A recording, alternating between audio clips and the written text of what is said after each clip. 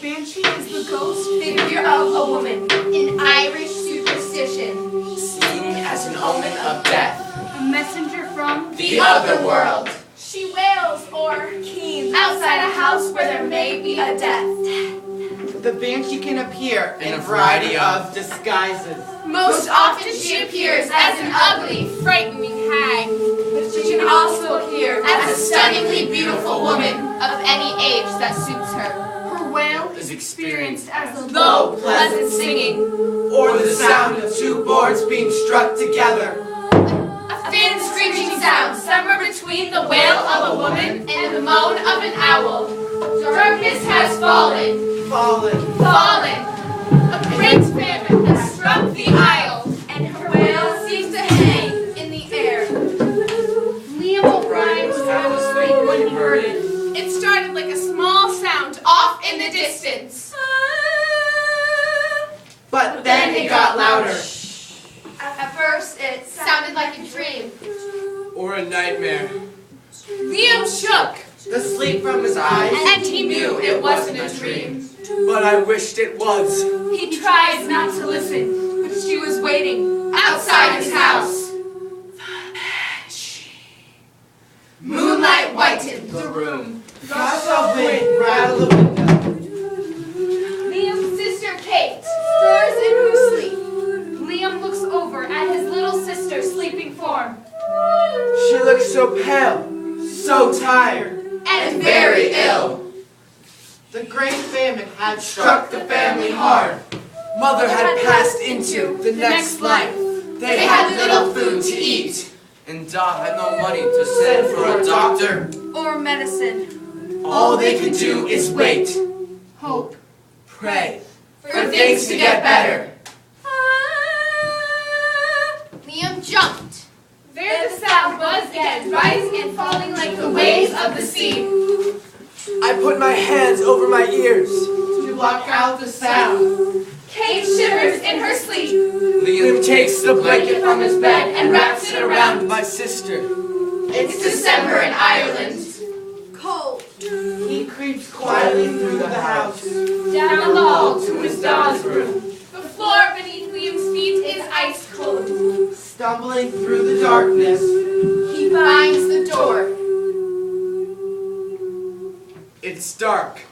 There is no moon. To light up Daw's room. Liam hears the light snoring of his dog. He feels Liam's presence. When he enters the room, Liam, what is it? What's wrong? Is it Kate? Liam shivers in the cold December night and shakes his head. She's fine, sleeping. But can't you hear her? Hear what? Liam whispers to his dog.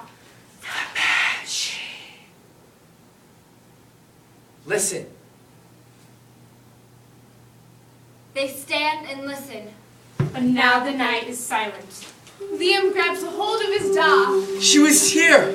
I heard her. Dawn nudges him back to bed. It was only a bad dream you're having. Probably from that silly story Granda Granda always tells you. Get back to bed or you'll catch your death. He holds onto Liam's arm and hurries him back to bed. But he can't sleep. Liam listens to the night. Not a sound. Not even the wind can be heard.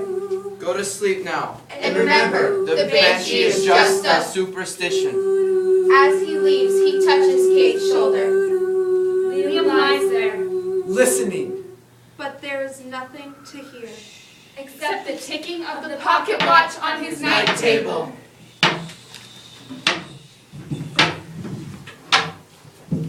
He remembers a story that Grandad told him. was a young boy. He'd been coming home from the field late one night. He took out his pocket watch to check the time. It had stopped. Then he heard it. A scream coming from outside his neighbor. Mr. McCaffrey's house. He knew Mr. McCaffrey was very sick, so Grandad thought he was In need of help. As he was walking up toward the house, a sound was heard behind him. Grandad turned around. And there she was, looming right behind him. The Banshee. She had a long black robe made of cobwebs. Her face was nothing but bones, and her eyes were two black stones. Grandad let out a squeal that would wake the dead. Turned and began running. Ah! The Banshee called after him, But he couldn't understand what it was. but the sound was a voice like pit gravel. It sounded like a graveyard voice. Then a week later, old Mr. McCaffrey was found dead in his house. Why would the Banshee Come here to our house, Liam wondered. Who is she here for? His dog. Him? Or Kate. It must be Kate. She's been so ill these last few days. Oh, please, not his little baby sister. There must be some way.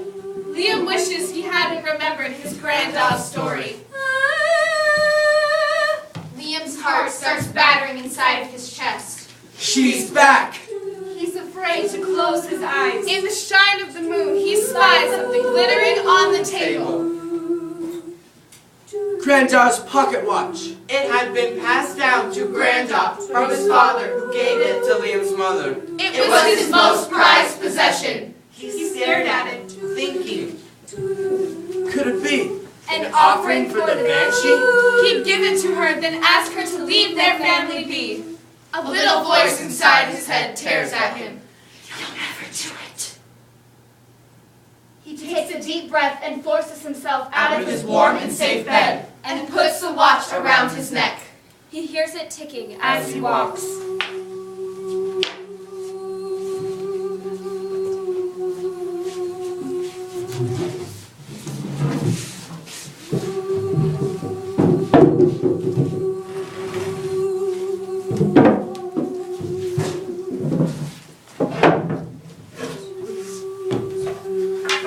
It's dark on the stairs. There are no windows to let the moon shine in.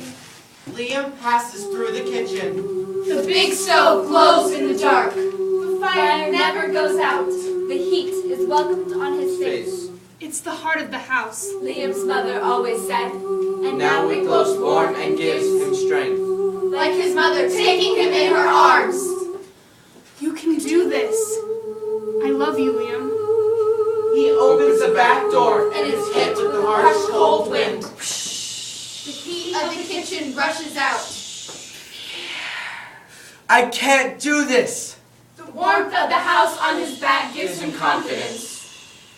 He can hear the ticking Of the watch near his heart. Yes, you can. Liam takes a step outside. He feels it. This is where she is.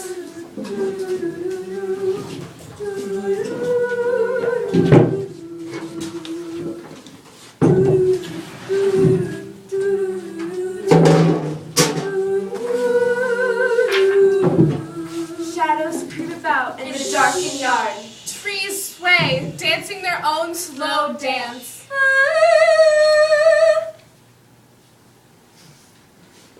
She's here.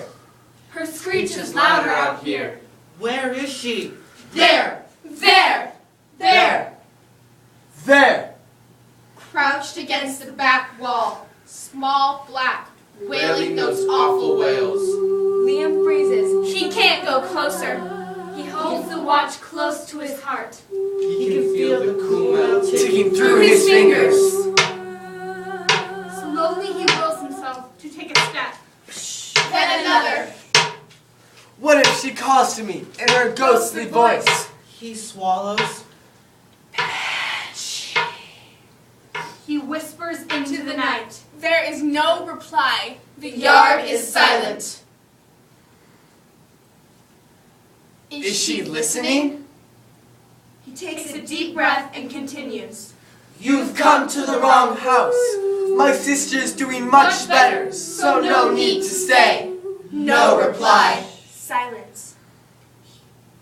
She is not speaking. He tries to see her, But hoping he doesn't, Fearing her face of bones and eyes of two black stones. He takes another step forward.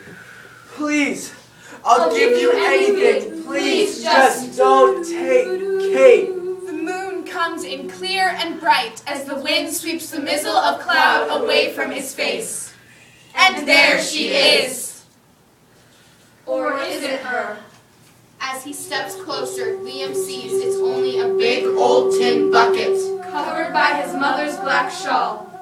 He grabs the shawl and wraps it around him. It smells like her. Mom, He looks down. The sound is coming from the bucket. There is a small hole. As the wind passes over it.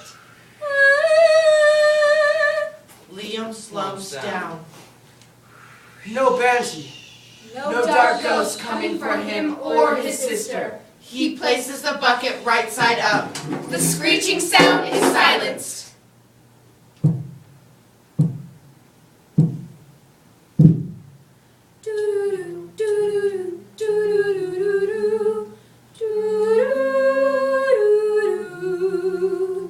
Everything in the yard is quivering. The trees, the clouds, the moon, and the sky above. Shadows move everywhere. One moves over by the hedge. Fear strikes Liam again. He pulls his mother's shawl closer to him. Please, She is still there. Watching him. please, not Kate. He pleads. Mom, Please don't let her. take Kate. I'll do anything. He cries. Anything. Anything? He holds out the pocket watch. Take this.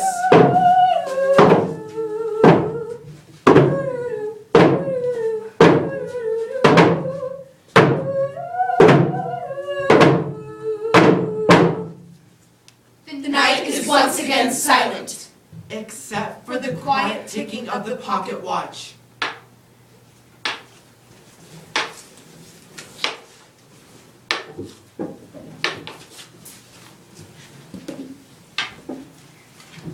The sun breaks through the clouds in the early morning. The Yard is silent. Not a sound can be heard. Not even the small figure Wrapped in a woman's shawl. The icy figure of Liam with a pocket watch clutched in his frozen hand. A watch that is now frozen in time. The Banshee never visited the O'Brien house again. for she had gotten what She came for for Liam gave her the only gift she would accept. A gift that would never be